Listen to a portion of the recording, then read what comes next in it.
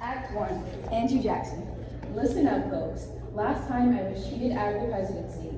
I was robbed of my chance to better this nation in needs of a beacon. In the election of 1824, I won more popular votes, more electoral votes. But the electoral total was the majority, so the decision went to the House of Representatives, where Adam had won, but he obviously won through corrupt bargaining. With Henry Clay, I am determined to get my political revenge. So in the election of 1828, the political opinion was split. Those for Adams who believed that he deserved a second term, and those for Jackson who believed he had been robbed in 1824. It was a very dirty campaign. Don Quincy Adams. Do you want King Andrew as president? Jackson's a military tyrant. On top of that, Jackson's wife Rachel married him before getting a legal divorce from her previous marriage. Do you want someone from her family like that to make decisions for our country? Andrew Jackson. Do you want Adams as president while serving as an American ambassador to Russia? Adams forced an American girl to provide sexual services to the Russian Tsar. What kind of disgusting values does he have? He even has a billiard table at the White House, purchased with the government's money. You don't want him as president again. It's time to bring the voice back to the people. Government issues were ignored. Instead, the election focused on personal lives of the candidates. Jackson's popularity with the common man caused him to win by a landslide. Act 2. Meanwhile, the Democrats were finally in power. A large part of their philosophy was suspicion and a general distrust of the federal government. But they proved to have a few tricks up their sleeves as well.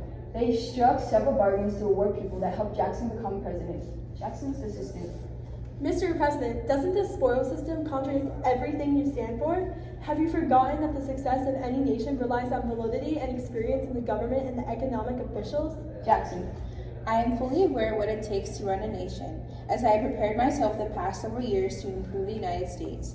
I agree, experience is important, but what can we really get done if everyone's ideas clash and contradict one another? Jackson's advisor. I'm not quite sure I understand, Mr. President. Jackson. Let me enlighten you, son. Younger and more loyal supporters make for better people in office, partly because they are more open to ideas and are likely to agree with my ideas and policies. It is harder to get things done when the people you work with are stubborn and constantly disagree with your tactics. They'll just end up spending the majority of the time negotiating. Do you see what I mean? Jackson's advisor. Yes, Mr. President, I think so. And thus, Jackson went to work on overhauling positions and erasing the old. Though his efforts to wipe the slate clean were strong, he did not manage to make any substantial sweeps at first. Those came later on, although some people that were bereft of the job after being discharged reacted strongly. Suicide, anger, denial, and even insanity were some of the common results. Man 1.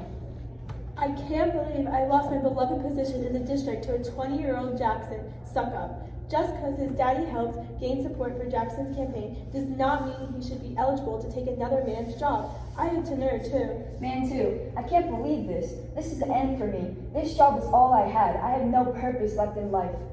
In theory, a much-needed house cleaning was due in Washington.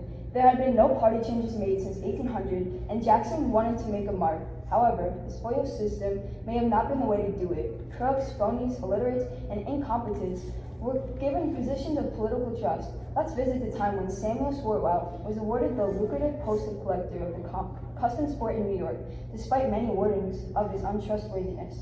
Jackson. Congratulations, Mr. Swartwout. Your loyalty to the Democratic Party and to the cause has allowed you to receive such a position. Swartwout. Thank you, Mr. President. I am honored.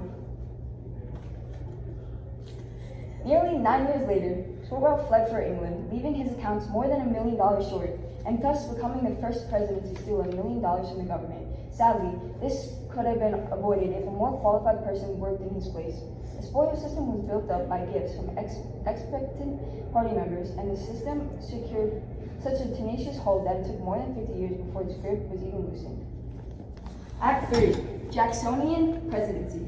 The times were rapidly changing, the industry was expanding, and with the crunch in political tension, one man rose above all others to promote change. His name, Andrew Jackson. Common man. Sir, how are we as small farmers supposed to thrive in this economy where the wealthy have the upper hand? Jackson.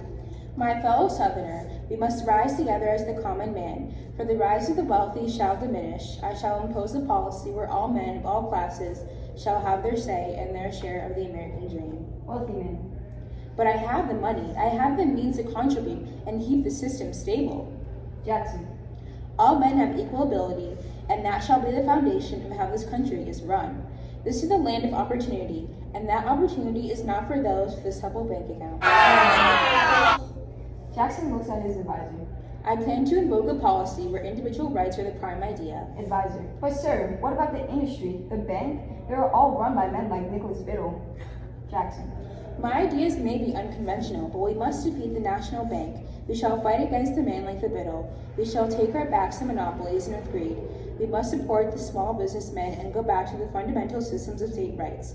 We as a nation, if we follow this path, we will find success. Here's to a good run.